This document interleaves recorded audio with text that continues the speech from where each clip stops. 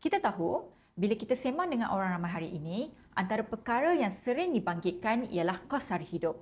Harga barang, belanja dapur, perbelanjaan anak-anak dan semuanya memberikan tekanan kepada ramai keluarga.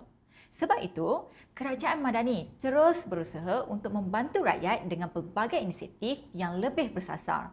Bukan sekadar memberikan bantuan, tetapi memastikan bantuan itu benar-benar sampai kepada mereka yang memerlukan.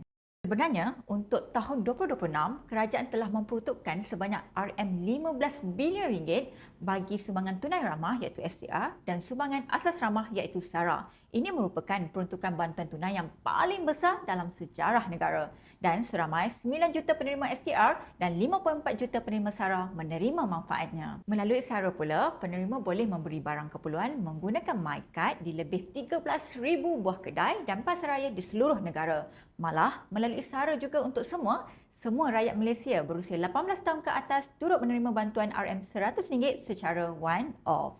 Selain itu, kerajaan juga meneruskan program jualan ramah madani yang menawarkan barangan keperluan harian pada harga 10 hingga 30% lebih murah daripada harga pasaran. Setakat Jun tahun ini, lebih 13,000 siri jualan ramah telah diadakan di seluruh negara. Dan semua ini dapat dihasilkan kerana hasil reformasi subsidi yang lebih bersasar. Penjimatan daripada subsidi yang lebih teratur ini dikembalikan semula kepada rakyat dalam bentuk bantuan seperti STR, SARA, jualan rahmah dan pelbagai lagi inisiatif. Di Negeri Sembilan pula, kerajaan negeri di bawah Pakatan Harapan turut melengkapkan usaha ini melalui pelbagai program kebajikan seperti skim sejahtera rakyat untuk semua serta memperuntukkan RM5 juta bagi program jualan rahmah negeri.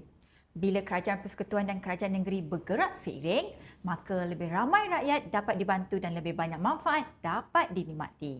InsyaAllah, usaha membantu rakyat ini akan terus dikukuhkan dari semasa ke semasa. Yang paling penting sekali, kita mahu meringankan beban rakyat dan memastikan tiada siapa yang tercicir. Jadi ingat kepada semua, jangan lupa 1 hari bulan Ogos nanti, kita undi dan pangkah Pakatan Harapan dan kita kekalkan Pakatan Harapan untuk Negeri Sembilan.